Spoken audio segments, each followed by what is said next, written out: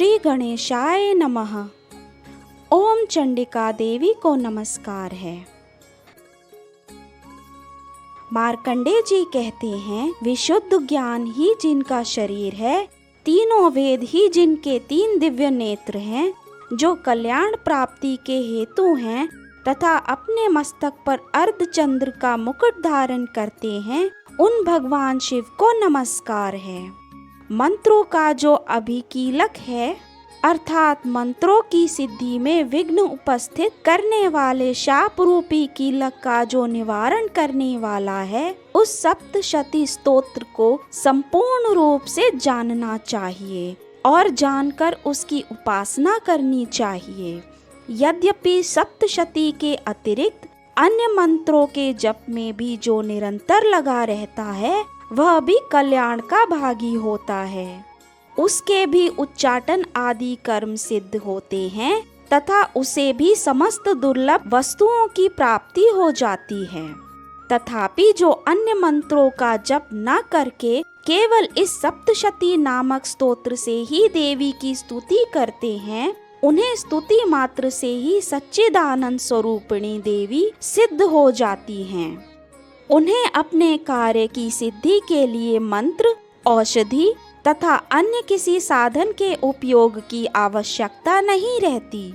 बिना जप के ही उनके उच्चाटन आदि समस्त आभिचारिक कर्म सिद्ध हो जाते हैं। इतना ही नहीं, उनकी संपूर्ण अभिष्ट वस्तुएं भी सिद्ध होती हैं। लोगों के मन में ये शंका थी कि जब केवल सप्तशती की उपासना से अथवा सप्तशती को छोड़कर अन्य मंत्रों की उपासना से भी समान रूप से सब कार्य सिद्ध होते हैं, तब इनमें श्रेष्ठ कौन सा साधन है?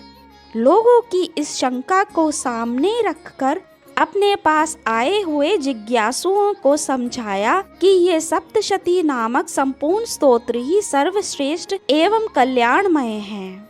तदंतर भगवती चंडिका के सप्तशती नामक स्तोत्र को महादेव जी ने गुप्त कर दिया। सप्तशती के पाठ से जो पुण्य प्राप्त होता है, उसकी कभी समाप्ति नहीं होती, किंतु अन्य मंत्रों के जप जन्य पुण्य की समाप्ति हो जाती है। अतः भगवान शिव ने अन्य मंत्रों की अपेक्षा जो सप्तशती की ही श्रेष्ठता का निर्णय किया, उसे यथार्थ ही जानना चाहिए। अन्य मंत्रों का जप करने वाला पुरुष भी यदि सप्तशती के स्तोत्र का जप अनुष्ठान कर ले, तो वह भी पूर्ण रूप से ही कल्याण का भागी होता है। इसमें तनिक भी संदेह नहीं है। जो साधक कृष्ण पक्ष की चतुर्दशी अथवा अष्टमी को एकाग्रचित होकर भगवती की सेवा में अपना सर्वस्व समर्पित कर देता है और फिर उसे प्रसाद रूप से ग्रहण करता है, उसी पर भगवती प्रसन्न होती हैं, अन्यथा उनकी प्रसन्नता नहीं प्राप्त होती। इस प्रकार सिद्धि के प्रतिबंधक रूप कील के द्वारा महादेव जी ने इस स्तोत्र को कीलित कर रखा है।